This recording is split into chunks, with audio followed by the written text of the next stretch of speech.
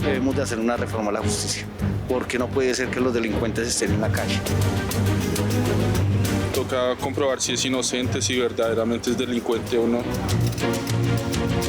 Da mucha indignación porque personas inocentes les hacen daño y quedan como si nada. Por eso es que estamos como estamos.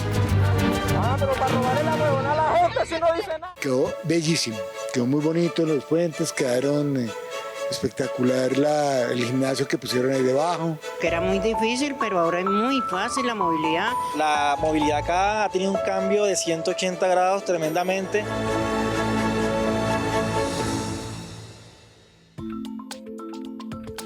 Muy buenos días, 6 de la mañana, 1 minuto, y hoy es lunes 29 de diciembre del 2025. ¿Usted se imaginaría al alcalde mayor aquí? Yo no me lo imaginé que un 29 de diciembre estuviera aquí.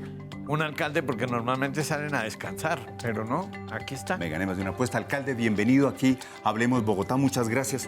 Como siempre, gracias a comenzamos ustedes, Hablemos Bogotá con usted el 24 de febrero y cerramos con usted. Muchas gracias por estar con nosotros. ¿En qué está Bogotá? Habla el alcalde mayor Carlos Fernando Galán. Participe con sus comentarios a la pregunta ¿en qué está Bogotá? ¿Cuál sería la pregunta que le haría usted al alcalde mayor? ¿Qué le preguntaría usted al alcalde Carlos Fernando Galán? Cuéntenos en @Canal Capital con el numeral Hablemos Bogotá. Asiento, alcalde, por favor. Gracias. Los temas que tenemos, entre otros, para el día de hoy, vamos hasta las 7:30. Ya nos van a dejar ver desde el máster, por favor, los temas previstos.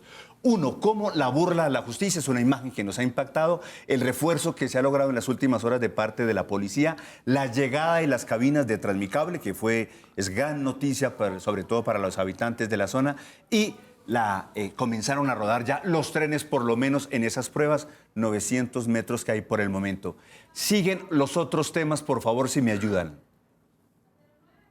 Bueno, los otros temas tienen que ver con el tema de lo de basuras, el tema de lo de vivienda y el tema de lo de pólvora. Ahí alcalde. Ahí está. Y Las movilidad. basuras, la movilidad, el tema de vivienda que ha sido central en la capital del país, la lucha contra la pobreza y el tema de pólvora. Vamos a comenzar con este último tema, alcalde. Un total de 89 quemados que tenemos en la ciudad. Desafortunadamente, bajamos un poco frente al promedio anterior, pero cada caso, como usted dice, es una tragedia. Pues bueno, muy buenos días a ustedes. Muchas gracias por recibirme en esta mañana y un saludo a todos los televidentes que están con nosotros desde sus casas. Y pues qué bueno poder hacer como esta charla de balance donde tanto ustedes como los ciudadanos puedan preguntar todo lo que quieran sobre cómo vamos en Bogotá, los retos que hemos enfrentado este 2025 y lo que viene para el 2026. Y pues en esta temporada, como usted lo menciona, Wilson, es el problema de la pólvora, pues es preocupante, aunque tenemos una reducción pues significativa frente a lo que ocurrió el año pasado a la fecha, porque eso siempre vamos a la fecha. Los días más complejos son el día de velitas, Navidad y Año Nuevo. Son los 3 días más complejos para ese reto de la pólvora. Y faltan días, ¿no? Todavía nos faltan varios días para que termine toda la temporada.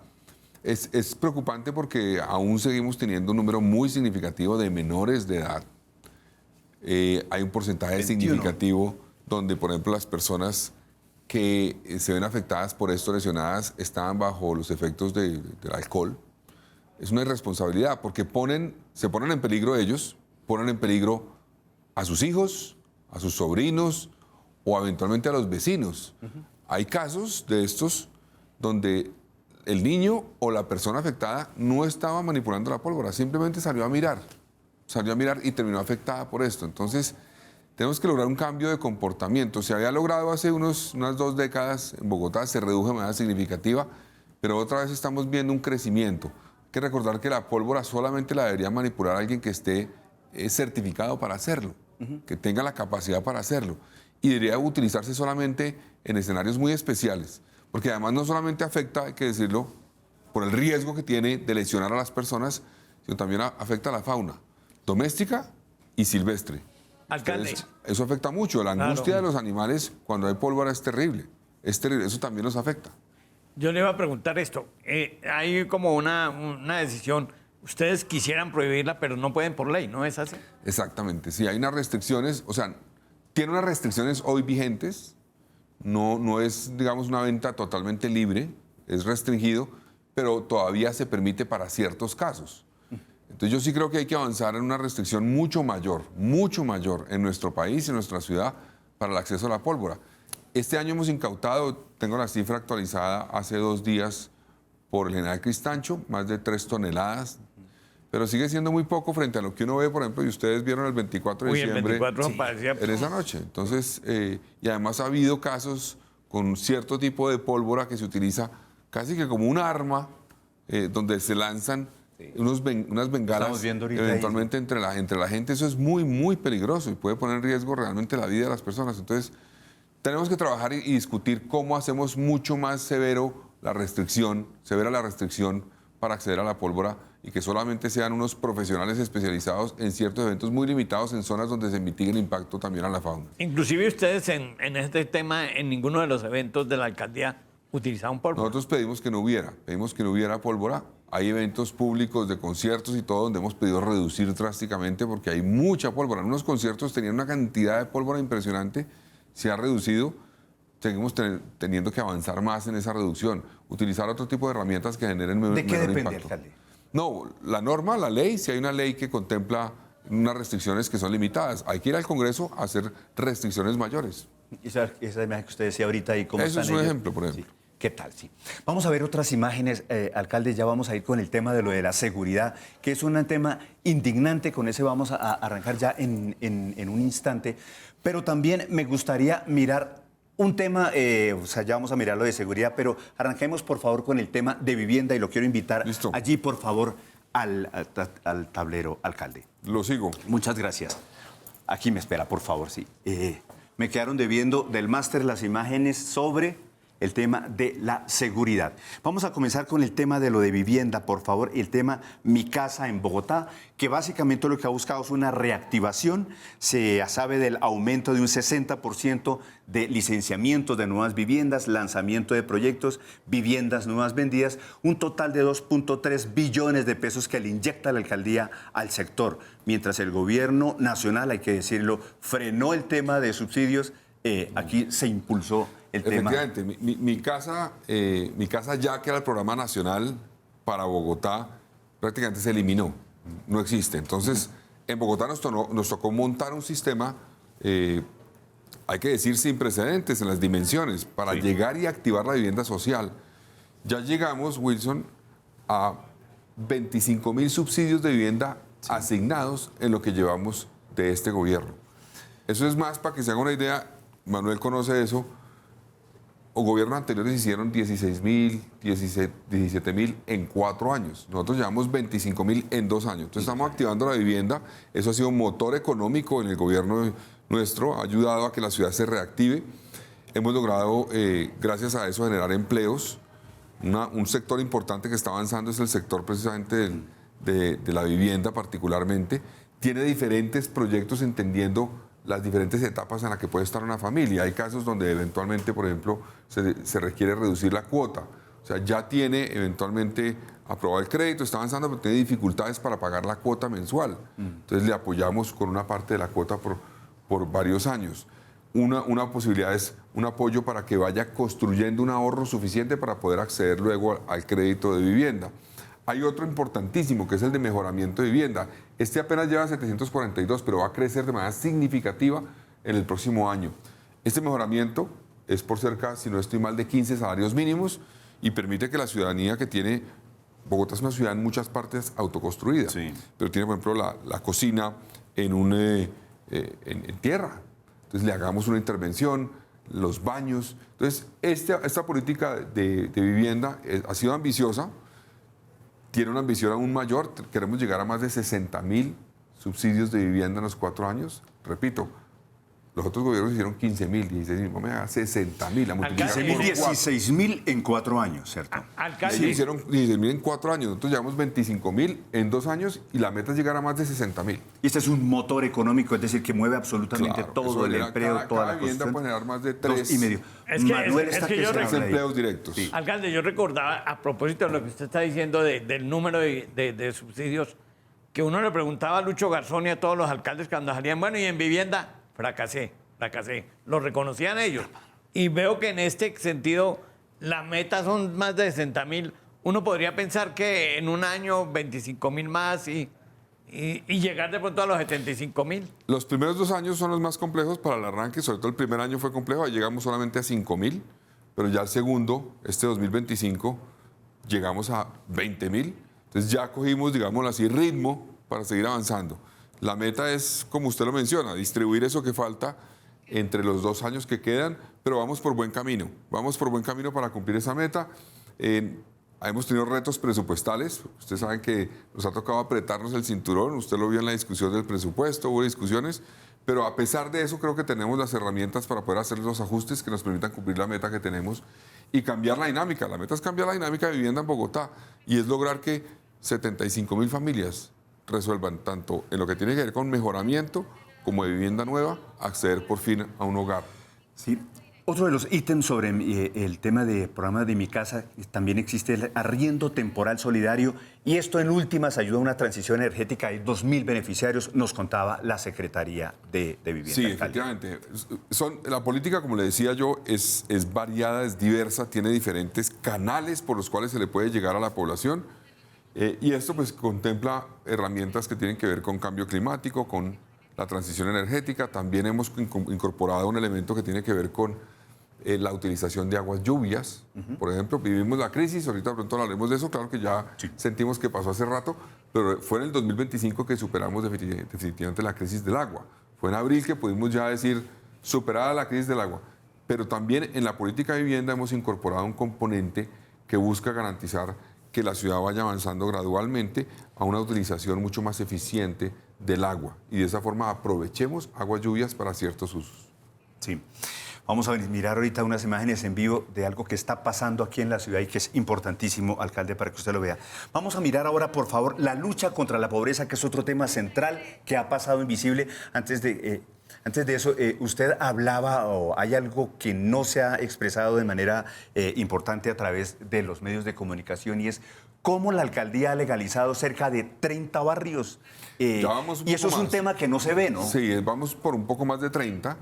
La cifra debe estar por alrededor de 35. Sí. Y eso es una apuesta para que esas familias que están en esos barrios que no estaban legalizados, ahora gracias a la legalización puedan acceder a los servicios del Estado, pueda hacerse inversión allí, esas familias puedan acceder a un título de propiedad de esa vivienda. Eso les cambia la vida. La gente cree que esa legalización la hizo el gobierno nacional. No, eso todo es hecho, efectivamente hay gente que no tiene claro, pero eso todo es hecho por el distrito, es liderado por planeación, en llave con Hábitat, y vamos por buen camino. La meta es también ampliar, inclusive lograr cumplir un récord en cierta forma de los últimos 10 años en legalización de barrios para que esas familias, particularmente en el suroccidente, en el oriente, en el suroriente también de Bogotá, tengan la posibilidad de cambiar en cierta forma su entorno por la posibilidad de inversión pública allí y de título de propiedad. Para que el Estado, la alcaldía pueda llegar con servicios públicos, en fin.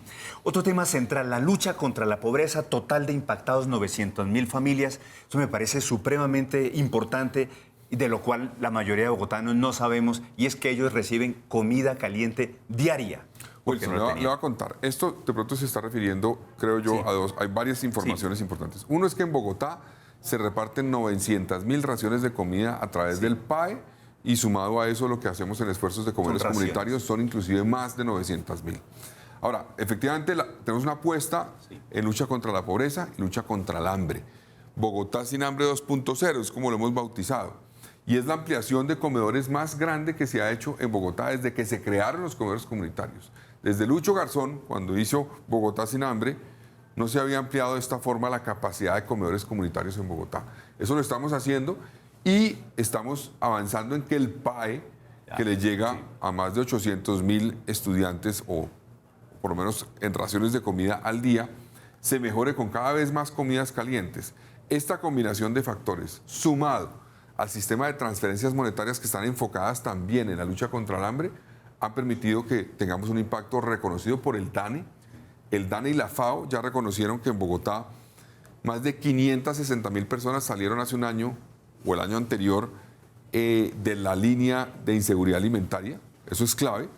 Y en la encuesta de Bogotá, ¿cómo vamos? De hace unos días, en la pregunta donde le dicen a la gente, usted o su familia en los últimos meses, creo que preguntan, tuvo dificultades para acceder a 3 comidas y eso bajó esto es la cifra de DANE, pero la cifra de Bogotá, ¿cómo vamos? Es de 27 a 14%. Entonces coincide, la tendencia es positiva, vamos por buen camino, estamos logrando ser efectivos en la lucha contra la pobreza y en la lucha contra el hambre en Bogotá. Y eso, como usted lo dice, es una historia que de pronto no se cuenta, que no es tan visible por hitos específicos, pero que produce el cambio más importante de nuestro gobierno, en cierta forma. Es el cambio que garantiza que una población que está en situación de hambre, de pobreza, salga de ella y pueda acceder a la ciudad. Es como alimentar una Bucaramanga diario. Pues mire, lo que usted menciona es exacto. La salida de inseguridad alimentaria de más de 560.000 personas es como si toda Bucaramanga saliera de inseguridad alimentaria. Y le voy a contar una cifra que además es impactante también. Si usted coge las cifras de inseguridad alimentaria a nivel nacional y las de Bogotá, usted en Colombia ve una reducción de la inseguridad alimentaria pequeña, leve. En Bogotá, muy significativa. Si usted saca a Bogotá de esa ecuación y solo mide el resto de Colombia, aumentó la inseguridad alimentaria.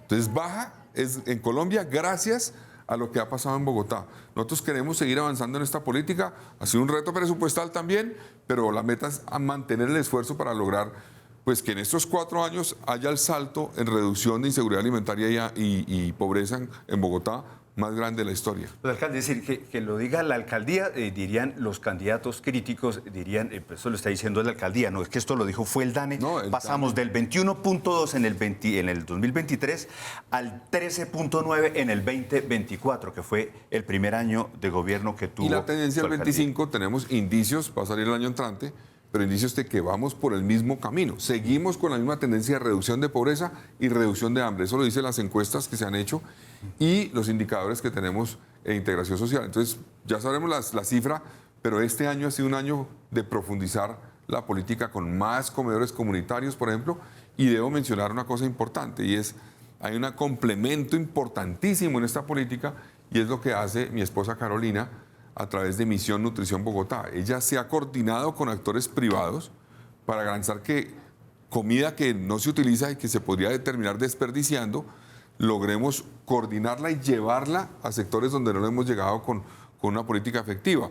Entonces ha llegado a una cifra, si mal no recuerdo, cercana a 8.000 personas, particularmente niños, donde les ha llegado con una oferta alimentaria importante a través de esa convocatoria que hace con el sector privado Misión Nutrición Bogotá. También la última antes de ir con Yuri, que tiene un tema sobre el tema de la lucha contra la pobreza. Total 352 familias, la anterior eran raciones, salieron de la pobreza monetaria y lo dice el DANE, se bajó del 19,6 al 4,2. Esto es dramático. Veamos ahora, por favor, la nota que sobre el tema nos preparó Yuri Paola Rodríguez. Si había para una cosa, no había para la otra. Si había para comer, no había para el pañal. Cindy carga más que costales y bolsas, su futuro y el de sus hijas. Con el reciclaje llevo 10 años y con eso es el sustento de día a día para mis hijas. Yo me hago más o menos de 500 a 600 y pues eso es lo normal que yo puedo hacer y con esos levanté yo mi casa para poder sostenerlo. Lo que otros desechan para ella es la oportunidad de llevar un plato de comida a la mesa. Usted sabe que uno cuando tiene hijos le toca, quiera o no quiera. La obligación de uno son los hijos. Y pues no ver mal le toca a uno lo que haya. Incluso cuando el camino se pone cuesta arriba. Fue un proceso muy duro, pero sí se puede seguir avanzando, a pesar que pues le toca a uno duro. A pocos kilómetros, Fanny vive con lo justo, pero la vida le enseñó a agradecer lo esencial. Fabri me trae esa canequita y la ponemos aquí para que el portón no se cierre. Cuando ya nos entregaron el lote, recolectamos 500.000 pesos para comprar las tejas y los palos, o sea, los primeros, y así empezamos a levantar. Para Fanny, la pandemia fue el golpe más duro. Por primera vez no tenía para el mercado y los servicios. Llegó la época en que no tuvimos para el almuerzo, para la comida. Llegó gente y nos regalaba mercado. Hoy recibe apoyo a través de los programas del distrito. Gracias. Yo voy a almorzar al comedor de aquí, Arborizador Arza, y también recibo el bono de adulto mayor. Bogotá despierta cada día con historias como las de Cindy y Fanny, donde el esfuerzo no borra la dignidad y la esperanza suena así. Alexander vivió en la calle durante años, una de las formas más extremas de pobreza y exclusión. Yo entré por una situación de consumo de cocaína y queda uno como que enganchado, como que no, sí me gustó. Cuando uno quiere darse cuenta, ya realmente ya no hay marcha atrás. Como él, Astrid también es beneficiaria del programa Hospedaje Social. Está en un proceso de reinserción social y pues hace un mes cambió el sistema a hospedaje social, en donde pues tenemos también muchos privilegios como es el alojamiento, la alimentación, lavado de ropa, implementos de aseo. Pues esto de peluchito me ha acompañado antes de mi proceso, me lo dio mi sobrina. Una iniciativa que ofrece solución habitacional a 120 personas que vivían en condición de calle. Lo que hacemos es ofrecerles una solución habitacional a la que ellos pueden llegar para arrancar todo ese proceso de inclusión social y productiva. Es decir, dejan de pensar en pagar un arriendo, en levantarse la plata para la comida, a empezar a pensar en su proyecto de vida que puede estar alineado a temas de educación, a temas de salud y a temas de inclusión laboral. Esfuerzos que deben multiplicarse. La pobreza sigue siendo la principal preocupación de los ciudadanos, por encima de salud y educación. Históricamente la salud, la educación y temas como seguridad son los principales. Lo que nos damos cuenta es que la pobreza definitivamente es ese tema que la gente está teniendo como de primer orden. En Bogotá la pobreza no siempre se ve igual. Cindy, Fanny, Alexander y Astrid no son cifras, son historias que recuerdan que incluso en la dificultad persiste la dignidad y la esperanza.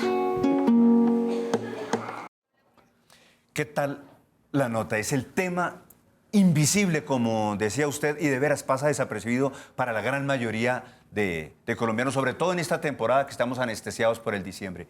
Pero usted, ¿qué anécdota tiene puntualmente, alcalde, que nos contaba usted extra micrófono? Pues mire, Wilson, nosotros hemos priorizado la lucha contra las formas extremas de exclusión. ¿Eso a qué se refiere? Trabajar con el tema de habitabilidad en calle. Hay una población que era invisible para la política social del distrito, que es la población, por ejemplo, que está en pagadiarios, que vive el día a día a ver cómo logra tener los recursos suficientes para esa noche tener una habitación donde dormir. Ese es el último, digamos, paso donde hay un riesgo después de caer en habitabilidad en calle. Entonces hemos hecho un esfuerzo sin precedentes con una política social que le está llegando a esa población. Lanzamos el hospedaje social para los habitantes de calle que están saliendo de esa situación y en un proceso de inclusión. Y les contaba que hace unos días en el camino una persona que me dijo así, se puso de pie, yo entré a un salón donde estaban varios habitantes de calle en un taller y él pidió poder hablarme y dijo, mire, yo quiero contarle mi experiencia. Yo duré 48 años en la calle, en la droga, 48 años, me dijo. Y ya llevo un año en este proceso para salir. Quiero agradecer al equipo de integración social por los apoyos que me dan, pero le quiero contar dos cosas que me hacen sentir que estoy logrando salir de la problemática en la que viví. Uno, es que por primera vez siento la necesidad todos los días de bañarme. Yo antes no sentía eso, alcalde. Yo no lo sentía, ahora lo estoy sintiendo. Y eso me hace sentir que estoy cambiando mi vida. Y segundo, me dijo, estoy sintiendo dolores que antes no sentía porque yo estaba siempre anestesiado por la droga. Entonces no me dolía una muela normalmente. Y hoy estoy sintiendo eso y eso me hace sentir vivo por primera vez. Entonces son historias muy impactantes y nosotros pues hemos decidido priorizar esa política para llegarle a una población que era invisible, que muchas veces como sociedad queremos es tapar, esconder, no queremos ver. No, tenemos una responsabilidad también de una política efectiva que logre luchar contra esas formas extremas de exclusión en nuestra sociedad. Y hay otro programa que se parece mucho al del hospedaje que están pensando implementar ya el año entrante, el de las villas. Sí, señor. Roberto Angulo estuvo en Brasil, conoció una experiencia en Brasil de unas villas que son precisamente una figura como de hospedaje social, como el que lanzamos. Ese es inspirado en eso, ese hospedaje social, que permite además una etapa. Ese exhabitante de calle que ya está en proceso de salir necesita estabilidad. Ese es un elemento fundamental en su proceso de reincorporarse, digámoslo así, a la sociedad. Porque para ellos, y cuando he hablado con muchos de ellos, esa inestabilidad los lleva a caer muchas veces nuevamente en problemáticas, por ejemplo, de droga. Entonces, ellos me decían, tener la estabilidad de que vamos hasta aquí estar unos meses, nos da la tranquilidad de poder conectarnos con un empleo, con la ayuda del distrito.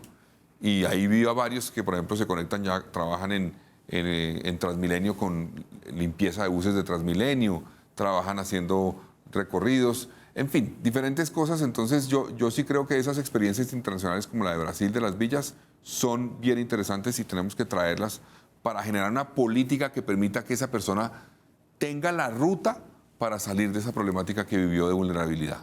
Perfecto, alcalde. Vamos a pasar al siguiente tema y bien polémico, tiene que ver con la seguridad. Hay una imagen que nos ha impactado y que ha impactado al país, no solamente a la gente en Bogotá, y es esta, cómo los delincuentes, los capturados, se burlan de esas capturas porque saben que en cuestión de horas van a quedar libres, ¿verdad?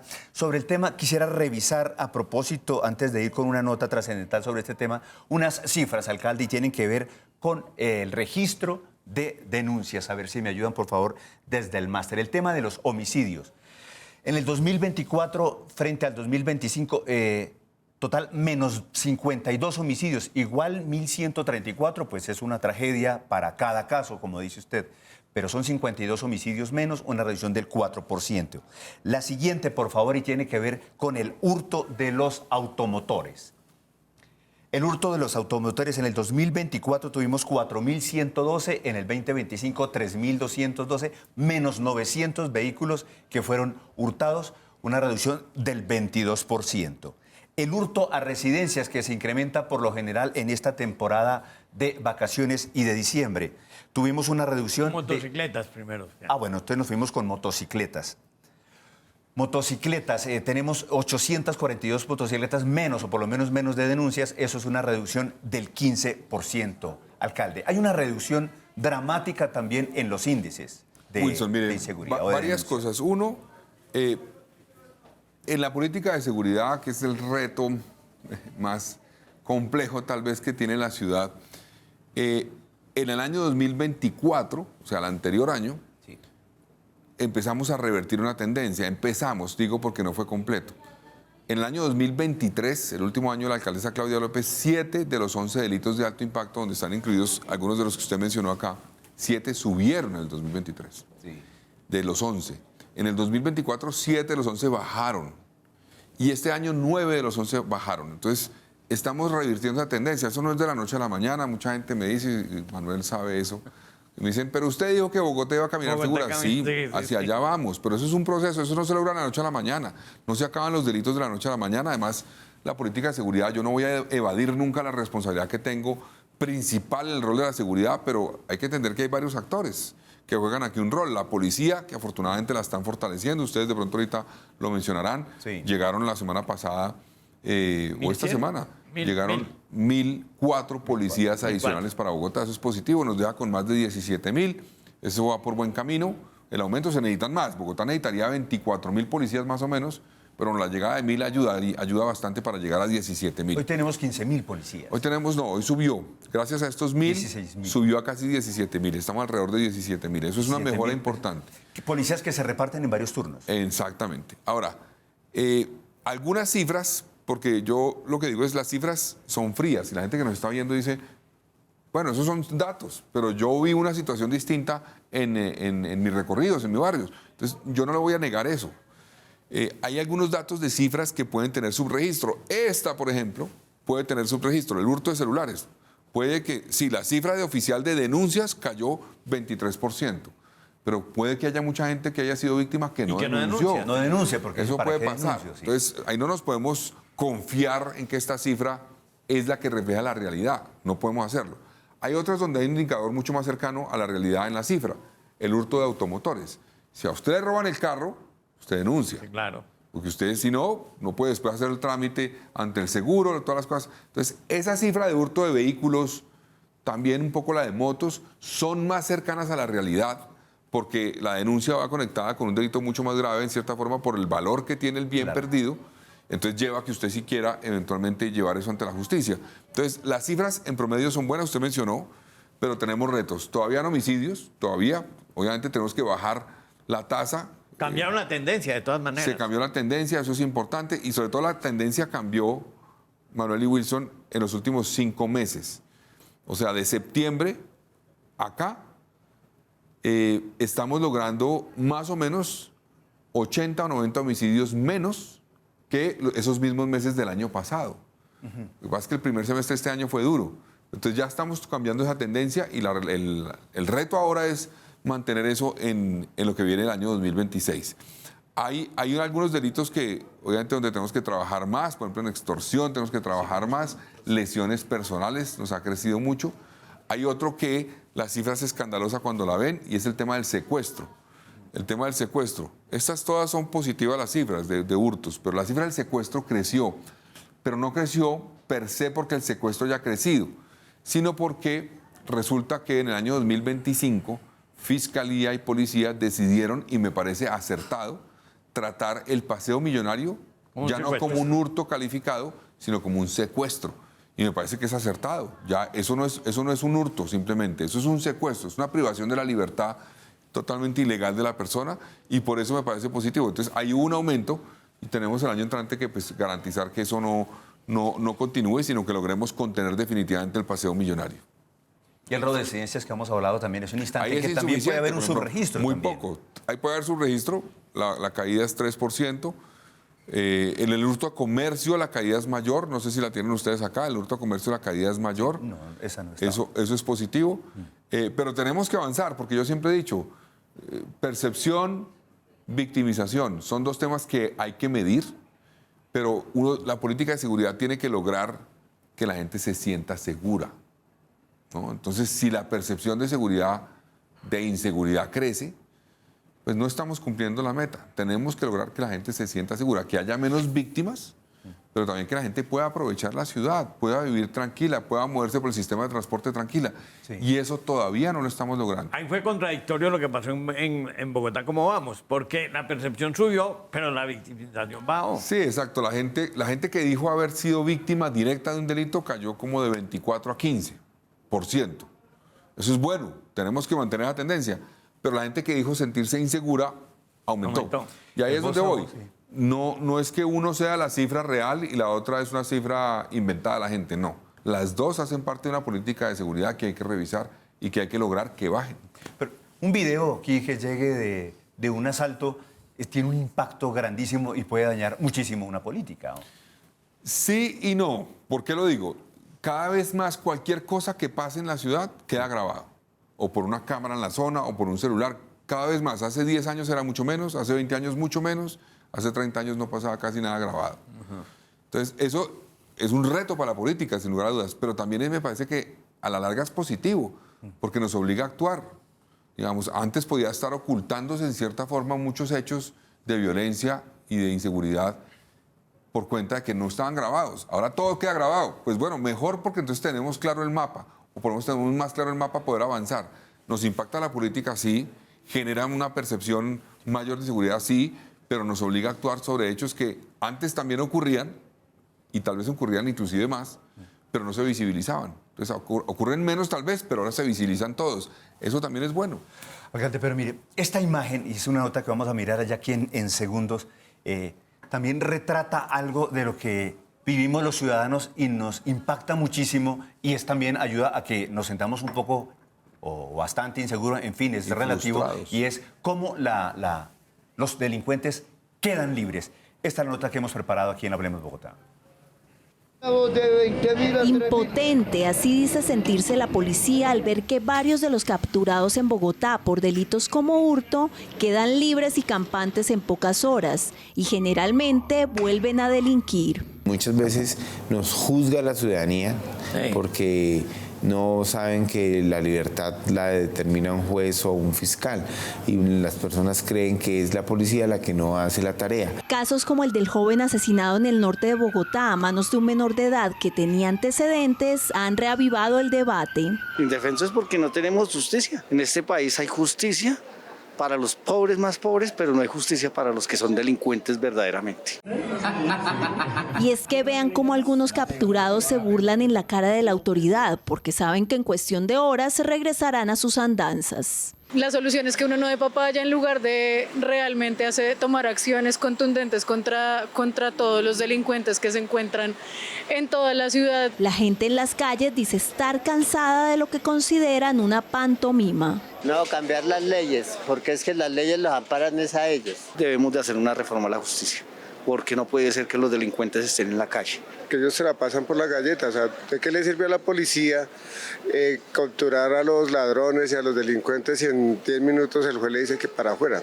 He visto pues muchos casos en noticias donde, pues por ejemplo el que se supo hace poquito de la muchacha que fue literalmente casi abusada y pues que como tal no hayan hecho nada, la justicia siempre como que se tapa los ojos. Todo lo que haces a la final no lo pagas como debe ser. Si esa persona sale en libertad, en cualquier momento puede tener represalias contra esa persona y tener la vida perdida. Aunque otros sostienen que la justicia hay que respetarla, nos guste o no. Ya es un proceso legal, ¿no? Cada quien tiene su derecho a defenderse como tal. También es cierto que hay que respetar sus derechos. Lo cierto es que si esa persona no es puesta ante un juez de control de garantías en un determinado plazo, hay que dejarlas en libertad porque los derechos fundamentales tampoco pueden quedar en veremos por el hecho de que creamos que fueron capturados en flagrancia. Toca comprobar si es inocente, si verdaderamente es delincuente o no. ¿Quién tiene la razón?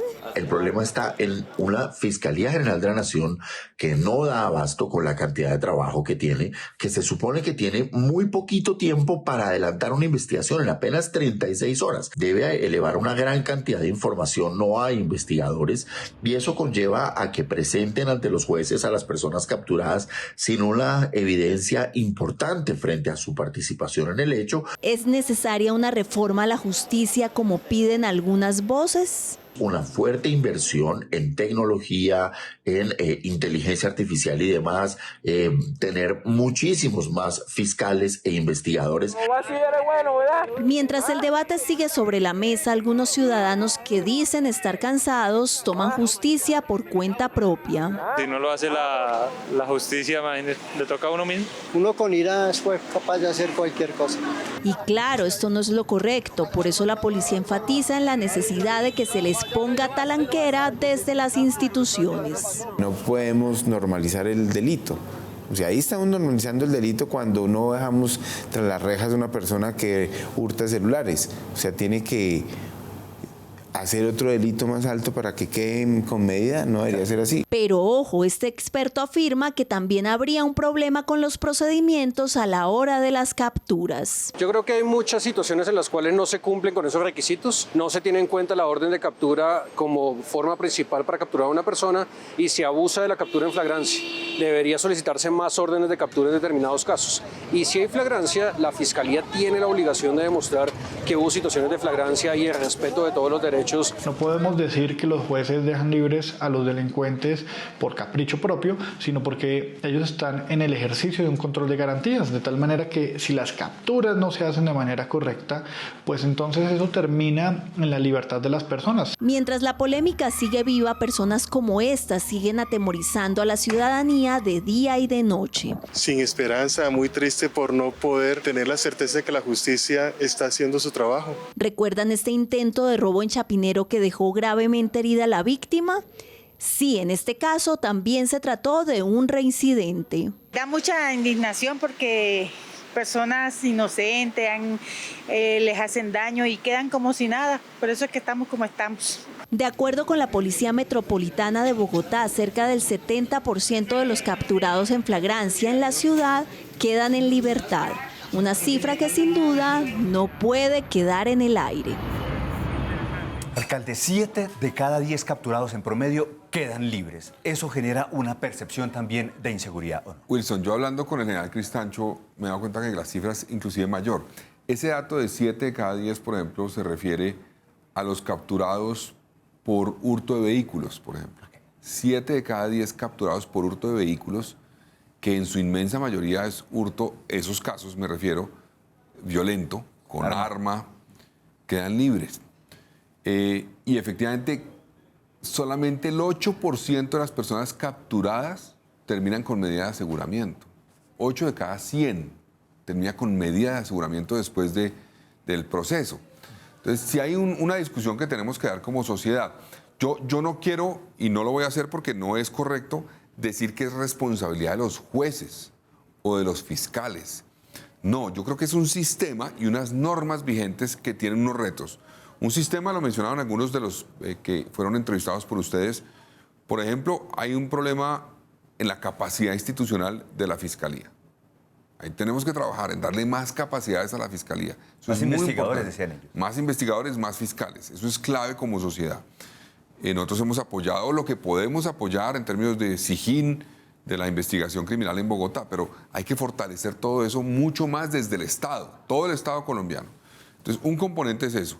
Otro componente son los centros de reclusión, ¿no? Porque hay hacinamiento, no hay dónde dejar a la gente detenida, no hay dónde, no tenemos dónde, no hay capacidad.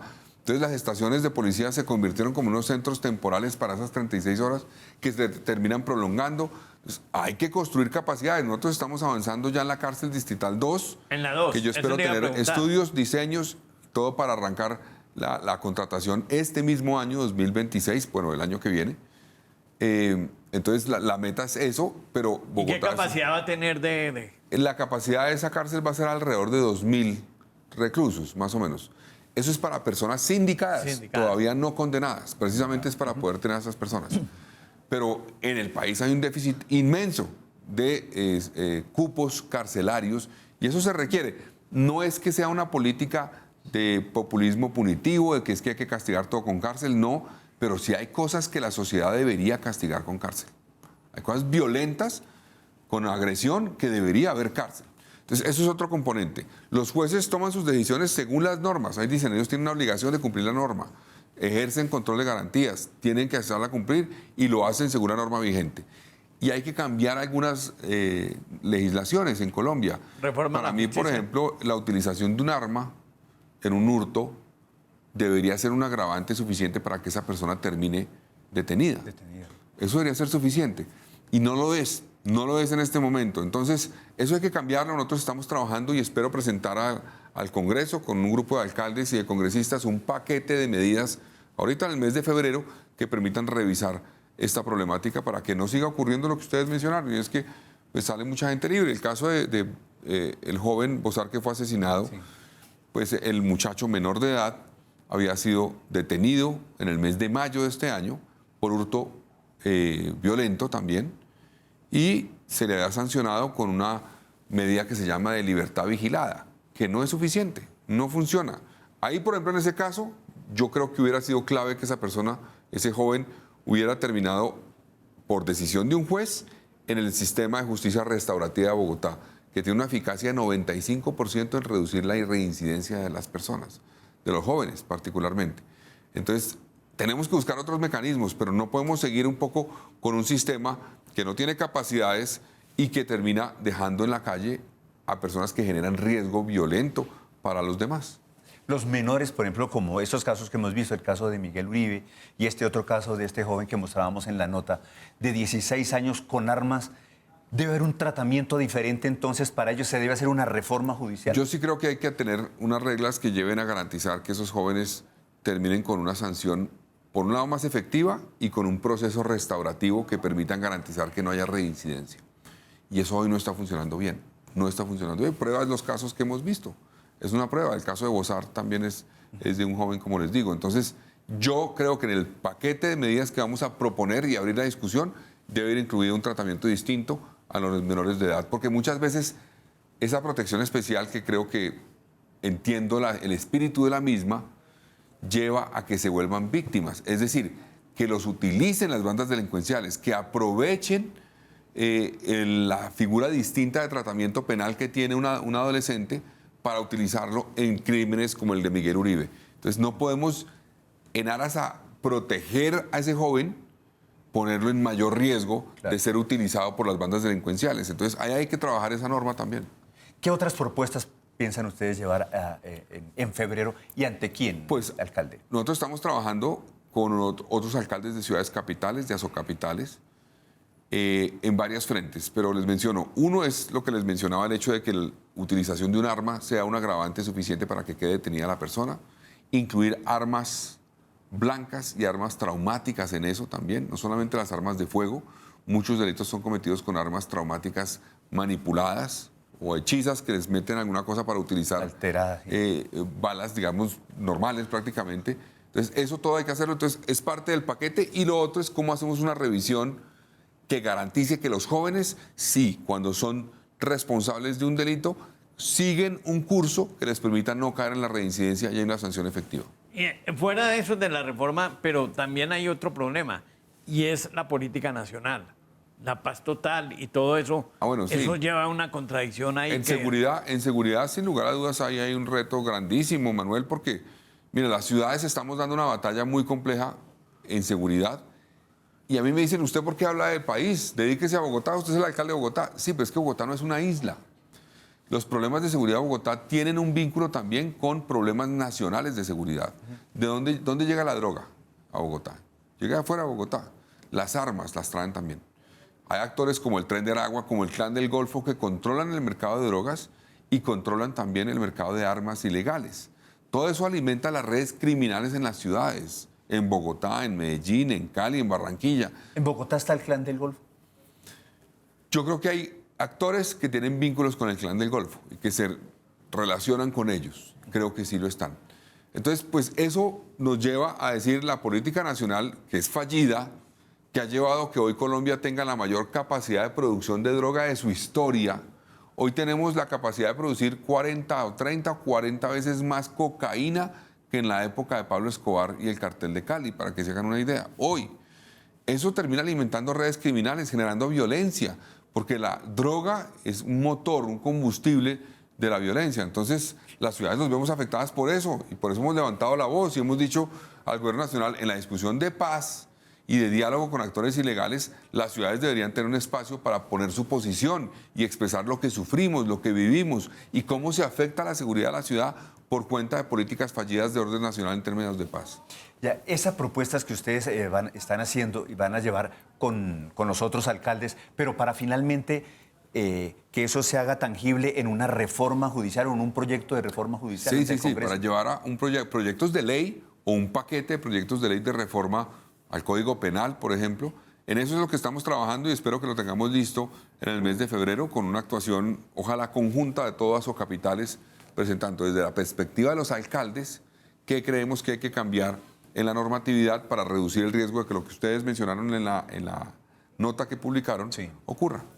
En el sistema garantista que tenemos ahí de garantía de derechos, uno de esos derechos es, por ejemplo, el tema del hacinamiento que usted tocaba hace un instante. En el país le falta tener más centros carcelarios de reclusión para poder darle un tratamiento digno también a un recluso y no que en esa hermenéutica judicial terminen en las calles. Se requieren más centros de detención del IMPEC, se requieren más cárceles en Colombia, sin duda, y se requieren también más centros que son responsabilidad de las ciudades, de los entes territoriales, para personas sindicadas que todavía no están condenados. Se requieren las dos cosas, sin lugar a dudas. Bogotá tiene una cárcel que es ejemplo. Sí, la cárcel distrital es ejemplo nacional e internacional, como funciona, no tiene hacinamiento, funciona bastante bien. Hemos logrado, la información que me dio Lina, la subsecretaria de Seguridad hace unos días, de Justicia, era que hemos logrado reducir el hacinamiento desde que nosotros llegamos al gobierno a hoy en esos centros temporales, como por ejemplo en las estaciones de policía, en las URIs, en más de un 50%. Hemos logrado reducir el hacinamiento. Nos falta todavía mucho y la cárcel va a ser definitiva para eso. Vamos por una mejor tendencia. Eso es un diálogo también con con la rama judicial, importante para tener claro, y la Fiscalía, en qué está el proceso de cada uno, porque es un flujo. Usted, la cifra que me reporta el general Cristancho cada día de capturas al día es cercana a las 90, 92 personas diarias que son capturadas en Bogotá.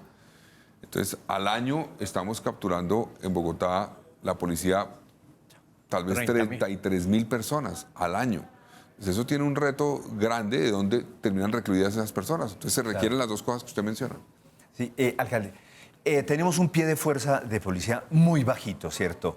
Y un policía hace una captura, va a entregar, a llevar esto a judicializar a este detenido ante una auditoría de mora 8 horas ahí. Perdemos ese policía o 2 policías judicializándolo, el policía que le toca pagarle, incluso darle la gaseosa y el pan a al presunto delincuente. Nos faltan más URIs. ¿Qué hacer ahí? ¿Cómo a usted podría le roban aportar la el alcaldía? Usaquén y le toca ir hasta Palo Quemado. Sí, ahí estamos trabajando, uno en el tema de las URIs, otro en el tema de la policía y en coordinar mejor. Ahora, yo les voy a dar unas cifras que a ustedes les va a llamar la atención. Lima, la ciudad de Lima metropolitana, no solamente la ciudad, sino los suburbios alrededor, tiene un pie de fuerza de 43.000 efectivos y tiene alrededor de 10 millones de habitantes. Bogotá tiene 8 millones y tiene 16.000, ya 17.000, tiene más o menos la tercera parte de lo que tiene Lima. Tenemos un déficit monumental, hay que tener muchas más capacidades. Por un lado, lo que usted menciona, las URIs, pero también el pie de fuerza. Claro. El paso que da la ciudad con los 1.000 es positivo, pero es insuficiente. Tenemos que seguir avanzando. Yo le he pedido al gobierno nacional un esfuerzo mucho mayor. Eso toma tiempo. Yo creo que los nuevos policías que lleguen después de estos 1.000 llegarán unos 800 en el mes de mayo, junio. Pero después de eso le tocará al siguiente alcalde o alcaldesa recibir más policías prácticamente, porque eso toma Nosotros, salgan por... Sí, en el gobierno de la alcaldía del hoy presidente Gustavo Petro teníamos 20.000 policías. Claro, Bogotá tenía 20.000 para policías. 7 millones de personas aproximadamente. Tal cual. Teníamos un millón menos de habitantes y 4.000 policías más que hoy. Entonces, eso muestra esa dificultad. Bogotá es la ciudad capital en Colombia que menos policías tiene por 100.000 habitantes. Tiene mejor Bucaramanga o Medellín. Todas las ciudades tienen más policías. Entonces, ahí tenemos un problema que hay que resolver. Y además, un tema que tiene Bogotá adicional a esas que usted menciona, y es que a Bogotá entra fácilmente 1 millón de personas al día.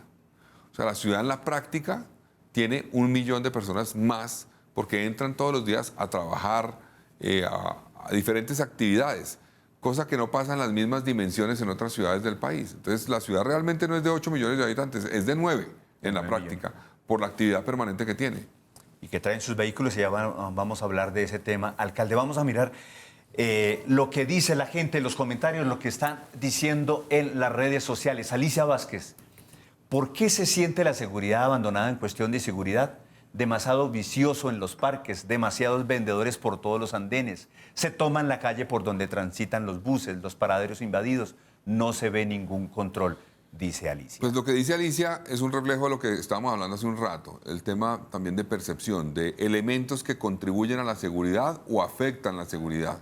Ya no es solamente la captura del delincuente, la captura de quien comete un delito de hurto, sino también elementos de la ciudad, como por ejemplo el estado de los parques y el aprovechamiento de los parques por parte de las familias, de los jóvenes, de los niños. Ahí ustedes han visto que hemos hecho un esfuerzo para empezar en diferentes puntos que eran o subutilizados o mal utilizados para utilizarlos distinto, como los bajopuentes. Sí. Eso ayuda a mejorar entornos. Entonces tenemos una apuesta y tiene ya toda la razón en quejarse de esto, porque tenemos que avanzar más rápidamente en intervenir puntos como esos, como los bajopuentes, como parques para que sean utilizados. Ustedes vieron el parque de ejercicio que se hizo ahí en la Boyacá con 127. Queremos replicar eso por muchas zonas. El otro día estuve hablando con vecinos de esa zona que me decían que ha mejorado la seguridad gracias a eso, porque la presencia de jóvenes haciendo ejercicio que no están dedicados al vicio, a nada de esas cosas, es muy positiva. Entonces seguimos avanzando y tiene razón ella en quejarse porque falta mucho por hacer todavía. Sobre ese tema tenemos una nota puntualmente, me avisan en el máster cuando la tengan lista, por favor, para hablar sobre el tema de lo de obras. Me dicen que sí, que en efecto está listo. ¿Qué está pasando con las obras en Bogotá? Está la percepción, lo que logró Yuri Paola Rodríguez. De noche es que se ve bueno. Calles destapadas, así la recuerda Pablo Cubides, quien llegó al barrio Laureles en Engativá en 1988. Un cambio muy tremendo, sí, porque antes esto era, mejor dicho, unas calles que no, qué cuento de pavimento ni que nada, eso era todo destapado, todo. Como él, muchos ya disfrutan de la terminación de la obra de la avenida Mutis, que fue entregada en septiembre de este año. Ahorita se nota mucho el cambio. Antes era muy congestionable y casi una hora para salir de acá. Ha habido un cambio del cielo a la tierra. Llevo tiempo viviendo acá y ha sido muy funcional la avenida. Antes lo que me demoraba como media hora ya en el ciclo, ahora por ahí son 17 minutos. La avenida Rincón es otro de los proyectos que ya es una realidad y que no solo mejoró la movilidad, también impulsó el desarrollo urbano del sector.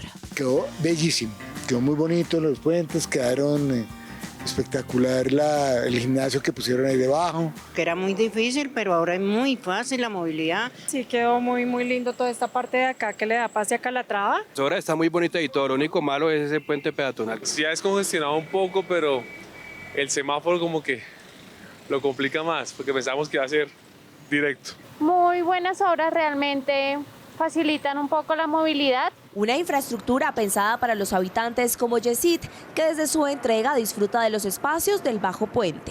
Pero afortunadamente, mientras estaba este espacio, hay seguridad, hay personas que vienen a entrenar, de hecho vienen personas desde muy lejos. Hasta el momento la expectativa ha sido buena.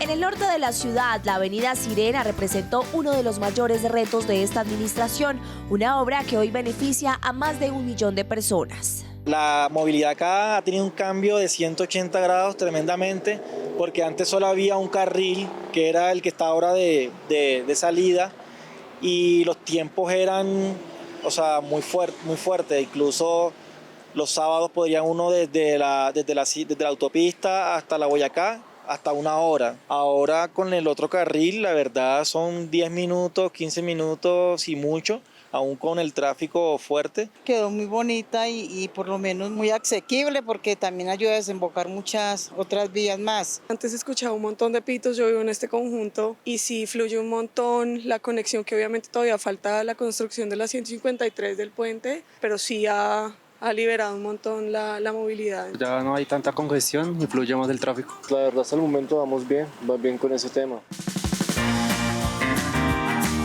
A estas entregas se suma la avenida 68 y el puente curvo de la avenida 26, una obra que se convirtió en uno de los hitos de esta administración. Nos ha facilitado un poco el tránsito por esta vía que era muy congestionada. Separaron bien las zonas, pues digamos para los ciclistas y para los peatones está bastante bien y las calles están muy bonitas. A un futuro creo que va a funcionar bastante bien, ¿no? Me ha gustado, ahí no hay tanto trancón como antes. Sí que está un poquito congestionado porque todavía no han levantado bien la obra, pero bien. La nueva Caracas Sur es otra de las obras que permitió reducir los tiempos de viaje de miles de usuarios del sistema Transmilenio. El proyecto Caracas Sur es un proyecto firmado en el año 2019. Hicimos 3 estaciones, hicimos 2 puentes vehiculares, un puente peatonal. Son 4.2 kilómetros entregados para la troncal de Transmilenio. 5 obras que en conjunto benefician a una ciudad entera y a su población flotante y que se suman a las más de 30 entregadas por esta administración. Bueno, estamos trabajando muy duro, tenemos casi 20.000 personas trabajando aquí en Bogotá, son 213 frentes de obra, unos de noche, unos de día, pero estamos trabajando muy duro para mejorar la movilidad en Bogotá. Pero no todo es color de rosa, mientras unos celebran, otros sienten que las obras han puesto a prueba su paciencia. Ahí poco a poco vamos, sí, hay que tener paciencia porque ¿qué más? Están muy retrasadas, yo que vivo en el sector están muy retrasadas, sobre todo en este sector. No, deberían como de arreglar primero por partes y después otra, no así todo, porque entonces todo queda congestionado. El metro es lo que más tiene congestionado en este momento Bogotá. Yo pienso que deberían hacer todas las horas, pero gradualmente, por tramos, no como lo hizo la alcaldía que rompió toda la ciudad para volver caótico esto.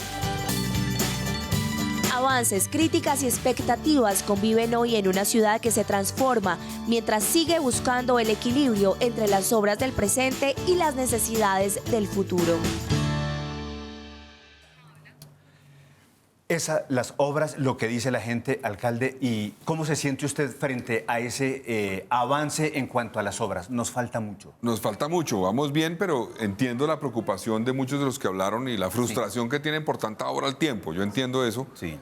Nosotros llegamos a poner, en cierta forma, al día las obras de Bogotá porque, como ustedes saben, uno de los problemas históricos que ha tenido esta ciudad es la demora de las obras, horas demoradas. Ahí en las que ustedes mostraron que entregamos en este 2025 hay obras contratadas hace más de 7 años. Eso no tiene sentido que una obra dure 7 años. Entonces, más que el metro, están durando esas obras. Eso no tiene ningún sentido. Entonces, ya hemos avanzado en varias importantes. La Mutis era simbólica porque es la más vieja de todas. La del 2017 creo que fue adjudicada esa obra. Sí. Se entregó. Entregamos la Rincón con las que ustedes mencionaron para no repetir. Es un avance importante, nos quedan muchas. Hoy vamos a habilitar, no a entregar todavía completamente, pero a habilitar una glorieta importante que es en el grupo 4 de la troncal de la avenida Ciudad de Cali. Ahí está. Esta es la glorieta. Exactamente. Esa glorieta, la de la izquierda, es una glorieta elevada para tráfico mixto que tiene 8 brazos de subida, 3 carriles en la glorieta, 2 carriles cada brazo de subida, y eso va a permitir ya aliviar parte de la problemática que hay en la Cali con Américas. El resto de la obra, que es la parte de abajo, por donde van los Transmilenio, va a estar terminado, yo calculo, entre junio y julio del año entrante. Pero hoy se habilita la glorieta elevada, que es una obra importante. Sumado a eso, vamos a habilitar hoy carriles mixtos en la troncal de la avenida Ciudad de Cali. Tal vez más de 7 kilómetros de carriles mixtos que no estaban completamente habilitados. Sí, eso no lo habíamos mencionado. Usted me está sacando aquí un dato. No lo habíamos mencionado. Digamos, ya quedan completamente habilitados más de 7 kilómetros de carriles mixtos de la Cali. Quedarán pendientes los de Transmilenio y quedará pendiente una revisión total de los carriles mixtos y de Transmilenio en el grupo 2 de la Cali, que fue caducado y que entra a licitación ahorita dentro de 2 meses. Sí. Pero estamos haciendo la conexión para que la gente pueda pasar del grupo 1 al grupo 3 sin necesidad de verse afectada la movilidad. Es decir, ese puente que estamos viendo allá arriba... Eso, es que ahí no se está viendo todavía. Allá al fondo. Pero ahorita le mando una imagen, si tienen, esa es. Ese es el video. Esa que está viendo usted ahí. Esa es la glorieta elevada de la Cali con Américas que habilitamos el día de hoy, 29 de diciembre. Entonces ahorita como a las 8 de la mañana, después que salga usted. Alguien me decía, Wilson, ¿cómo habilita eso el 29 de diciembre? No hay nadie en Bogotá, está todo el mundo de vacaciones, nadie lo va a ver. Sí. Pues mire, lo que pasa es que yo sí le he dicho al equipo del IDU, a medida que podamos habilitar las cosas, hagámoslo. Sí. La gente está sufriendo por la movilidad, lo decía el señor, que entrevistaron ustedes, no hagan todas las obras al tiempo, tiene razón, eso ha sido uno de los problemas que hemos tenido como ciudad, es que como nos atrasamos tanto en obras, nos tocó avanzar en muchas al tiempo, entonces habilitemos, entonces hoy se habilita esta y el resto, repito, la parte de abajo de esta glorieta, por donde van a ir los Transmilenio, va a estar habilitada completamente y terminada en el mes de junio o julio del año entrante. Oiga, Wilson, ¿usted vio la otra imagen? La otra imagen que estaban mirando ahorita, sí. Si nos vuelven a regalar, tenemos una cámara ahorita, una imagen en vivo ahí. Esa. Esto se inauguró también el fin de semana. ¿Usted se acuerda del bullying que le hicieron a la alcaldía por esa...? Los candidatos. Los candidatos, a Racero y Bolívar, todos esos muchachos nuevos. Esa situación... porque habían que qué va a pasar, que qué vaina tan fea, que no sé qué. Va a ser una chambonada. Exactamente. Eso tiene su historia, Manuel y Wilson, tiene su historia. Ustedes saben muy bien que cuando se contrató el metro, en el 2019, se proyectaba que la troncal de la carrera séptima iba a estar en operación. Sí. En el momento en que, cuando el metro llegara a obra en la Caracas, la gente que usaba la Caracas podía, buena parte de ella, moverse por la troncal séptima. Claro. ¿Qué pasó? No se contrató nunca la troncal séptima, no se hizo. No la hizo Claudia, no la hizo Peñalosa, nosotros tampoco porque no podíamos hacer obras por todo Bogotá al tiempo. Y cuando nosotros llegamos ya llegó el momento de empezar a hacer la obra del metro y no podíamos hacer 2 obras al tiempo, Caracas y séptima. Entonces, ¿qué pasó? El Transmilenio en la Caracas tenía que seguir operando. No podíamos eliminarlo por completo. Entonces, aunque se redujo la capacidad de más de 45.000 pasajeros hora sentido a 35.000 o a 33.000, teníamos que garantizar que siguiera operando. Entonces, para garantizar que la obra pudiera avanzar y el Transmilenio siguiera operando, nos inventamos las estaciones temporales, Okay. que fueron las que nos dieron palo porque decían, tiene una columna monumental en la mitad, ¿qué es este horror? ¿Qué vergüenza ese metro? ¿Qué terrible? No, fue una innovación en cierta forma temporal que hicimos para garantizar que pudiéramos cumplir los dos objetivos, tener el metro en obra y tener el Transmilenio funcionando. Pero nunca se pensó como estación definitiva esa, nunca. Nos dieron palo pensando que eso iba a ser así. No, la estación definitiva es esta, donde hay estación de Transmilenio es no columnas, sino vigas con pórtico como estas que dividen. Y la estación, como ustedes la pudieron ver el fin de semana seguramente. Sí, hoy no nos dejaron entrar ahí, desafortunadamente, pero la vimos el fin de semana. Es que hay que pagar, hay que pagar. Hay que pagar. Pero venga, son de... Antes eran de 5 metros de ancho, ahora son de 8 metros de ancho. Entonces es mejor, son más modernas, más alto el techo, tienen puertas automáticas. Eso creo que va a mejorar de manera significativa el servicio y la conexión en esos puntos de Transmilenio con el metro. ¿Y dónde va la estación del metro? ¿Ahí mismo? No, aquí va más atrás, más al sur. Ok. Va más al sur. Esta estación, digamos, no va a tener conexión directa inicialmente con el metro. Okay. Va a ser otra que va a quedar en el costado sur de la 26. Ah, que es la que todavía está en Esa obra. va a tener conexión directa con el metro. Ah, Esa sí va a tener directa con el metro. Esta no, pero esta va a tener entrada por el sur y por el norte. Lo que habilitamos el sábado fue solamente el costado norte, pero el costado sur va a estar habilitado en marzo del próximo año. Y en marzo deberíamos estar habilitando marzo-abril, la calle 72. Me refiero a la estación de Transmilenio de la calle 72. Ok.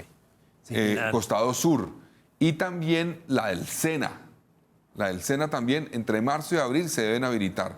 Ya las siguientes, Marley y Flores, se deben habilitar en el segundo semestre del 2026. Escuchemos lo que dice la gente sobre el tema de las obras en Bogotá. Y esta creo que es sobre la 68 puntualmente. Perfecto.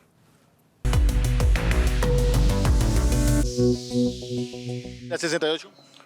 Deprimente. Un caos total, pero bueno, es nuestra ciudad y hay que seguir adelante. Que esto ya lleva muchísimo tiempo, trancones, atrasos para todo. No, eso es un dolor de muelas para llegar uno aquí a trabajar, hermano. Un problema muy berraco. Se sale uno a la casa a las 4 de la mañana y está llegando aquí a las 9 del día. ¿Será que cuando esto ya esté habilitado de pronto les ayuda un poquito? Pues esa es la esperanza, ojalá y sí sirva para algo lo que se está haciendo. Vengo desde la 13, sí se ve harto movimiento de los trabajadores. Esperemos que valga la pena, que quede bien y que pues toda esta espera y toda esta impaciencia que nos han hecho tener valga la pena, que quede bien Bogotá. Que traten de acabarlas lo más rápido posible.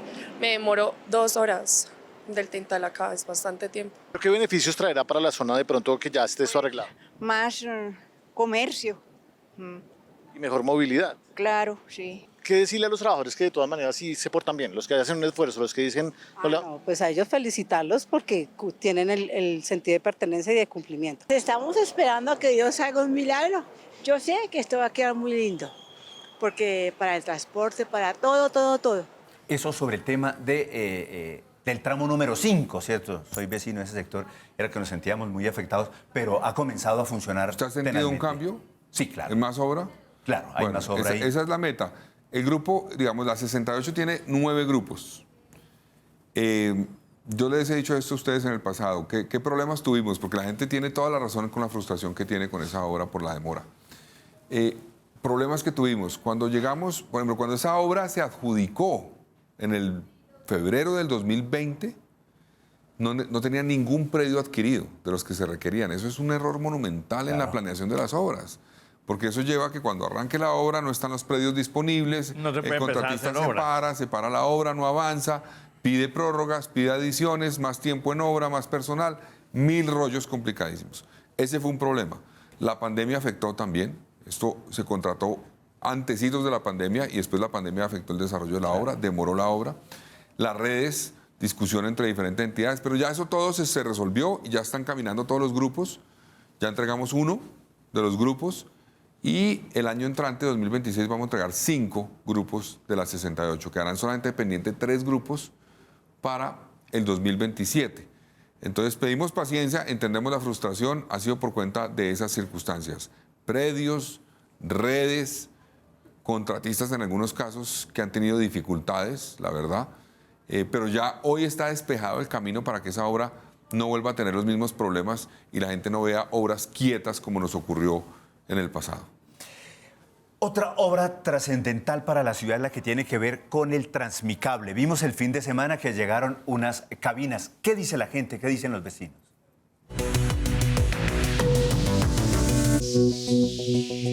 Muy chévere, muy bueno, eso está muy bien. Eso nos va a traer mucho turismo hacia el barrio Altamira y mucho emprendimiento también. A mí me parece bueno porque agiliza el transporte. Nosotros los de aquí, del suroriente, estamos contentos. Ya dejamos de sufrir por los trancones o que el alimentador no subió. Bueno, en fin, muchas cosas. Ahorra tiempo, sería más cómodo, menos problemas. Creería yo que hasta menos peleas. Está muy bueno, está muy atractivo y se ve un futuro muy bueno para acá, para la comunidad. ¿Qué decir sobre eso, lo que opina la gente de esa obra y el fin de semana pues que llegaron esas nuevas Sí, varias cosas, Wilson. Uno llegó, la obra cuando nosotros llegamos estaba contratada, pero no había, digamos, arrancado la etapa de obra. La preconstrucción había avanzado parcialmente y había tal vez menos de un 5% realmente de intervención. Sí. Ya está en 80%, va por buen camino. Un problema que hubo es que la administración anterior, seguramente de dificultades fiscales, no contrató todas las cabinas que se necesitaban según el estudio de demanda. Nosotros nos tocó traer más, cerca de 24 cabinas más. ¿Cuántas son en total? Son 144 cabinas, 144, ya están todas en Colombia. Ya llegaron inclusive allá a La Victoria la mayoría de ellas. Esta semana deben llegar todas. Ya se tendió el cable, que son 6 kilómetros de cable. Las estaciones, que son la del 20 de julio, van 76% de avance. La de La Victoria va en 74 tal vez, y la de Altamira va más o menos en 73. ¿Cuándo se termina esta obra? Esa obra termina por completo en agosto del próximo año. Termina ¿Para el cumpleaños de Bogotá? Para el cumpleaños de Bogotá, exactamente. Que será para bienestar de la gente, básicamente. Eso le va a ayudar a la gente a reducir el tiempo de desplazamiento, como lo tienen muy claro los habitantes de San Cristóbal, de manera muy significativa. Va a conectar con el portal del 20 de julio. ¿Y ustedes ya tienen otro Transmicable pensado? Sí, ¿no? Hay uno que también recibimos, pero ese con muchos más problemas. Este tuvo problemas, debo decirlo. Sí, sí. De predios, tuvo problemas complejos de predios que resolvimos. El otro tiene muchísimos más problemas, pero estamos logrando destrabar todo para poder iniciar obra. Yo espero que en el curso del próximo año inicie obra, que es el de Potosí, el segundo cable de Ciudad Bolívar, efectivamente. ¿Que une un poquito a Soacha por ahí? Es más cerca a Soacha, exactamente. Ese debe arrancar, digamos, en el curso del próximo año. Alcalde, o sea, ha sido una obra tenaz la que ha adelantado también el IDU, entregando obras, metiéndole el acelerador, están trabajando. De hecho, está ahorita ya para donde usted va ahora, ya para el Tintal, el director del IDU. Pero también las obras del metro y de eso no podemos irnos. Nos queda pendiente un tema que vamos a dialogar ahorita, esperemos que nos ayude sobre el tema de basuras, que es trascendental, es transversal para toda la ciudad. Y el tema de lo del metro, alcalde, hicimos un programa la semana pasada y fue espectacular y realmente emocionante ver uno, por fin, porque nuestros padres nos hablaron de ese rollo, lo que significa tener metro. Hay una encuesta, espero que me dejen ver ese gráfico. La gente cuando se le pregunta sobre el metro, el optimismo que siente es cerca al 80%, 78% cercano. ¿En cuánto está la construcción del metro al cerrar el 31 de diciembre? Yo le gané alcalde, la apuesta al estima. alcalde. ¿Por qué? Recuerda que yo le dije a usted, eso va a llegar al 70. Usted me dijo, no creo. ¿Y ve? Bueno, mire, pues estamos cerca al 70. La cifra a 31 me la darán el 31 en la tarde, pero estamos cerca al 70. Ya superamos el 69%, vamos bien. La meta este año del gerente era llegar a cumplir el pronóstico de Manuel, llegar al 70%. Tenemos 3 trenes ya aquí en nuestra ciudad, llega el cuarto muy pronto. El 8. Exactamente. Llegarán los siguientes 26 trenes a lo largo del próximo año. Tenemos ya tal vez 9.800 metros de viaducto más o menos. 9.800 metros de viaducto. Sí, 9.8. Tenemos 713 columnas ya construidas. Tenemos cerca de 298, no, eso es la cifra del viernes. Ahorita estamos en 300 vanos que es la construcción entre una columna y la otra de viaducto construidos. Vamos bien, se despejaron. Yo les he mencionado ya una cosa que despejamos nosotros y es poder hacer la obra en la Caracas con Transmilenio funcionando. Eso no estaba contemplado, lo hicimos nosotros y se pudo hacer. La financiación tenía un reto grandísimo, la financiación estaba bloqueada, Wilson y Manuel, bloqueada. Yo no hablé tanto de eso, pero no teníamos los créditos de los bancos aprobados, que eran casi 1.500 millones de dólares para financiar la obra del año 2026, porque las vigencias futuras no son suficientes para eso, lejos de ahí. El proyecto necesita en el 2026 más de 5.3 billones de pesos para poder continuar el ritmo que trae. Entonces, pues aunque algunos critican, hice un par de viajes a Washington a hablar con los bancos, a manifestar la necesidad que nos aprobaran. ¿Y por qué la estaban plata. bloqueados? ¿Se puede saber? Estaban bloqueados por diferentes razones, porque ustedes han conocido el reto geopolítico que hay. Un proyecto construido por una empresa china, etcétera. Hay diferentes cosas. Pero yo mostré cómo este es un proyecto de ciudad, de país, que se hizo por licitación, que va por buen camino, que está recuperando la confianza de la gente en esta ciudad, que está rompiendo una barrera histórica que tenía esta ciudad con obras de gran escala como esta. Entonces eso ayudó y además la obra va avanzando muy bien, gracias al trabajo del Consorcio Metro Línea 1, de la interventoría de la PMO y de la empresa Metro. La obra está avanzando al ritmo que esperábamos y tuvimos la posibilidad ya el viernes de ver un tren rodando, energizado, en el patio taller, que eso pues es algo muy especial. Son trenes que nos devuelven la esperanza, creo yo. Y estos trenes los vamos a ver en cuestión de meses ya sobre el viaducto, ¿verdad? Sí, señor. ¿En marzo? En mayo. En mayo debemos estar viendo, entre mayo y junio, debemos estar viendo trenes rodando entre el patio taller. Esta que ustedes ven aquí, por donde rodó ese tren, es una línea de prueba que en el patio. Son 905 metros de longitud. Ahí los trenes hacen pruebas de arranque, de frenado, de cómo paran en plataforma, cómo salen las puertas, todas las pruebas que tienen que hacer en el patio taller. Pero luego tendrán que hacer desde mayo, junio, pruebas ya no en el patio taller, sino salir a viaducto hasta la estación 4, un poquito más allá, como hasta el Compensar de Kennedy, más o menos. Hasta ahí tendrán que verlos los bogotanos. Entonces, el compromiso nuestro es que antes de que termine el primer semestre del 2026, los bogotanos y las bogotanas vean trenes rodando en pruebas en la primera parte del viaducto, que son casi 6 kilómetros. ¿Cuántos kilómetros tiene que hacer de prueba esos trenes? Cada tren tiene que hacer alrededor de 2.500 kilómetros de prueba. Este primer tren ya los hizo en China, aquí va a ser otros kilómetros. Los otros trenes hacen una parte limitada en China y luego hacen el grueso aquí en Bogotá. O sea, nos los traen ensayados. Este primero llegó ensayado. Exactamente. Sí, este tiene algo ya de experiencia, pero pues pronto ustedes se van a poder montar ahí en ese tren y van a sentir el ruido, que es inexistente prácticamente dentro del tren. No hay ese traqueteo que tienen los trenes de otra época. Eso no existe, es un tren suave. Los rieles están soldados de tal forma que no generan ese traqueteo ni nada de esas cosas. Es un movimiento continuo. Es un tren muy especial. Yo creo que es de los trenes más modernos en el mundo hoy día. Alcalde, y de la 72 a la 100, ¿cómo es esa nueva estrategia para construir ese... Bueno, eso es una propuesta de alianza público-privada, iniciativa privada, que presentó el consorcio que está construyendo la línea 1, que pasó ya varias etapas en el proceso. Eso tendrá que ser llevado este semestre al Comité de Alianzas Público-Privadas del Distrito, y si es aprobado, se abre como una especie de licitación, porque ellos proponen hacerlo con ciertas características. La ciudad, a raíz de esa propuesta, dice, nos parece viable, alguien más propone hacerlo también para ver quién lo hace en mejores condiciones, y el que lo haga en mejores condiciones se lo ganará para terminarlo y llevarlo hasta la 100. La meta mía es dejar eso adjudicado, para que antes de que termine mi gobierno ya esté preparado el proceso de inicio de obra, eventualmente en el tramo de la 72 a la 100. Realmente es de la 76 a la 100, más o menos. Sí, de la 72 a la 100, eso lo va a dejar usted contratado. Exactamente.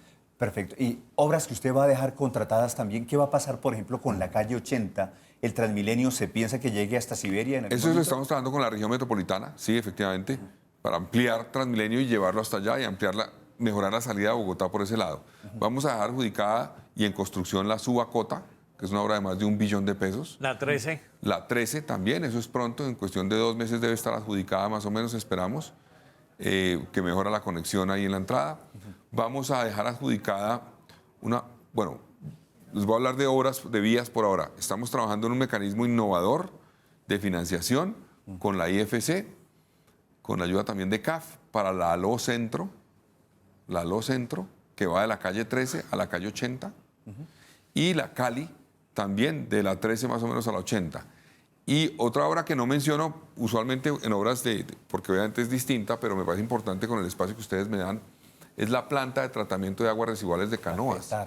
La Petar Canoas. Esta es la obra. Estaba demorada, ¿no? Sí, ya la destrabamos.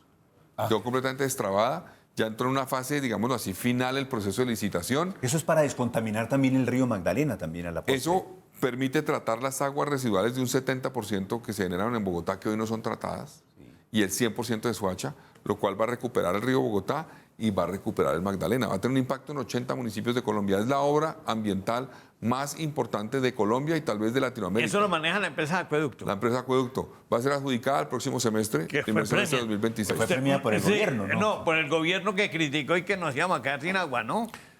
Bueno, sí, es que el acueducto que tanto nos dieron palo por las medidas que tomó el acueducto y que pues yo tomé con base en la información del acueducto y particularmente el gobierno, pues eso es bueno. El gobierno, en premios de alta gerencia otorgados por la presidencia y por la función pública, reconocieron al acueducto como alta gerencia por cuenta del manejo del agua residual, etcétera. Qué bueno. Este tema siguiente, pero antes nos introduce esto la gente. ¿Qué le pregunta al alcalde sobre ese tema puntualmente? Veamos, alcalde, por favor. Ya viene. Aquí está. Miriam Espitia, alcalde, ¿qué piensa hacer con las basuras? Pues mire, Miriam, es una preocupación grande la que tenemos, porque hay un reto que tiene 3 componentes. Uno es el operativo, y hemos tenido problemas con los operadores por fallas de los vehículos que han tenido, las últimas semanas particularmente. Hay un problema operativo y de capacidad operativa, entonces ahí hay que exigirle más a los operadores. Estamos analizando la decisión de la Corte para ver el camino que va a seguir. La del fin de semana. Sí, la CRA va a tomar decisiones, con base en eso el distrito evaluará las opciones que tiene en el caso de libre competencia o en el caso eventualmente de ampliar posiblemente contratos. Eso se está analizando. No hay una decisión, pero se está analizando con base en lo que dijo la Corte y lo que diga la CRA, para ver cuál es el camino a seguir. Pero mientras tanto estamos pensando en capacidad operativa, exigirle a los operadores y ampliar la capacidad de Aguas de Bogotá. Aguas de Bogotá recogía hasta hace 3 meses 180 toneladas diarias de residuo.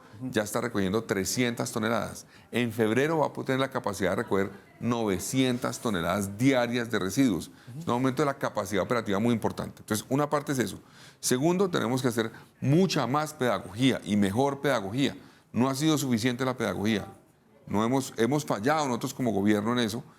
Tenemos que hacer más pedagogía. La gente, por ejemplo, ustedes mostraban imágenes donde se ve una de esas canecas metálicas que hay en muchos puntos de Bogotá, en las esquinas, y la gente dejando cosas alrededor de esa caneca. Ese no es el sitio para dejar eso. Ese no es el sitio, pero mucha gente no sabe. Hay gente que sabe y no le importa, pero mucha gente no sabe. Entonces ahí tenemos que trabajar en pedagogía y en coordinar mejor esa pedagogía para que quien maneja escombros llame al 110 para que los recojan o eventualmente los lleve a los ecopuntos que tenemos más de 170 ecopuntos habilitados en Bogotá. Y también hay que entrar con sanción, sancionando para una disposición adecuada de recursos. Entonces, ese es un esfuerzo que yo creo que va a notarse la diferencia de lo que ha venido trabajando el nuevo equipo de la UAESP en los últimos 3 meses, en coordinación con la CRA, en coordinación con Aguas de Bogotá y con todos los actores del distrito para que marquemos un cambio en la tendencia de las basuras, que es una preocupación que tenemos evidentemente. Tenemos unas denuncias, nos han contado, y hay unas imágenes, en este instante no las vamos a ver, pero es cómo el comercio, alcalde, saca la basura todo el día, ¿cierto? Prefieren no tenerla ahí, sino la dejan en la calle exponiéndola para que... Eso es una problemática porque eso hay que sacarlo cuando va a pasar el camión, no más. Entonces, si la frecuencia en la zona es de 3 veces a la semana, debe ser 3 veces a la semana que saquen, no todos los días. Si es todos los días, saquen todos los días. Y saquen en un horario que sea cercano a cuando va a pasar el camión. Porque cada vez que una bolsa dura 1, 2, 3, 5, 6 horas en la calle, hay más posibilidades que la abran, que saquen lo que les quieran y dejen todo un reguero.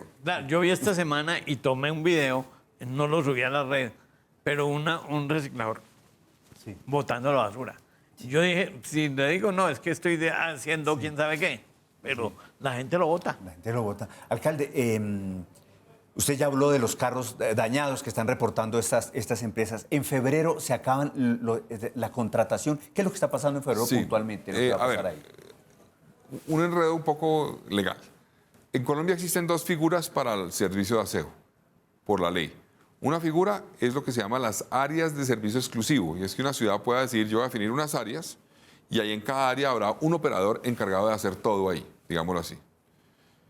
Esa es una figura, y hay que demostrar que la ciudad necesita eso. ¿Por qué? Para garantizar un cubrimiento total. Sí. La otra opción de la ley es la libre competencia, es que cualquier empresa inscrita y habilitada para operar en la zona, en el municipio, puede entrar a competir por usuarios. En Colombia, todos los municipios, todas las ciudades hoy funcionan con libre competencia, excepto una, Bogotá. ¿Cuándo terminan esas áreas? Terminan en febrero. Se acaban los contratos, se acaban las áreas.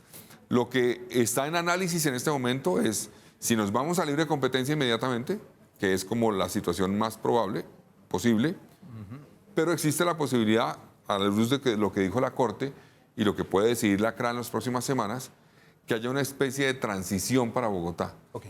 ¿Transición por qué? Porque nosotros, hoy hay un régimen tarifario, las tarifas están definidas por la CRA desde hace mucho tiempo. El nuevo régimen tarifario del gobierno Petro no ha salido.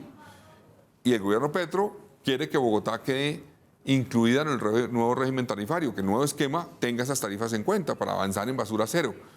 Entonces, como no se ha expedido, estamos en el limbo. Entonces, ahí va a haber o bien libre competencia o bien una figura de transición que nos permita garantizar los derechos de los recicladores, pero también garantizar la operación del sistema de aseo en Bogotá después de febrero del próximo año. Perfecto. Este comentario de la gente, antes vamos terminando, Jacqueline Hernández.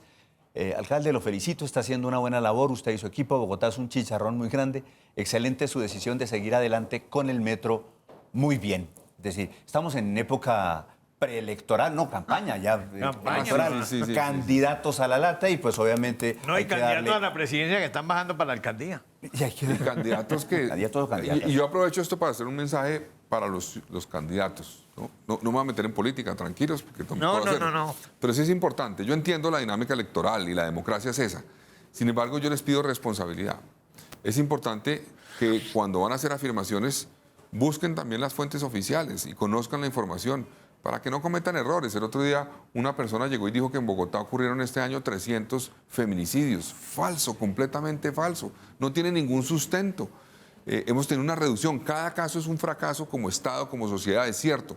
Pero hemos tenido una reducción. Hay menos de 20 feminicidios este año. Entonces, yo les pido responsabilidad, seriedad, en aras a que la democracia se fortalezca, que sea con información veraz, que hagan las críticas válidas, todas. Todas son bienvenidas, pero con sustento. Y que de esa forma logremos elevar el nivel del debate y encontrar soluciones a los problemas que tenemos. Alcalde, antes de terminar, yo quisiera con otra cosa que a mí en lo personal me satisface muchísimo que en la ciudad contemos con eso, y es lo que está pasando, por ejemplo, en el Bronx. Antes de terminar, son los distritos creativos que la alcaldía le ha metido muchísimo a este tema. O sea, me llamaba a mí la atención el tema de la vivienda, el tema de la lucha contra la pobreza, y esto pero los distritos es una parte cultural muy buena. Alcalde. Pues no, el distrito del Bronx es extraordinario. Ya estamos avanzando para terminar la primera fase del Bronx muy pronto. En los próximos meses se terminará esa primera fase, arrancará una segunda fase. Eso nos permite pensar, y es la apuesta, a que sea un detonante de transformación de toda esa zona de Bogotá, porque además ahí va a llegar el metro, muy cerca va a llegar el metro. Tenemos que aprovechar la intervención del metro para recuperar esos espacios y generar una actividad cultural, económica, de turismo también en todas estas zonas muy importante.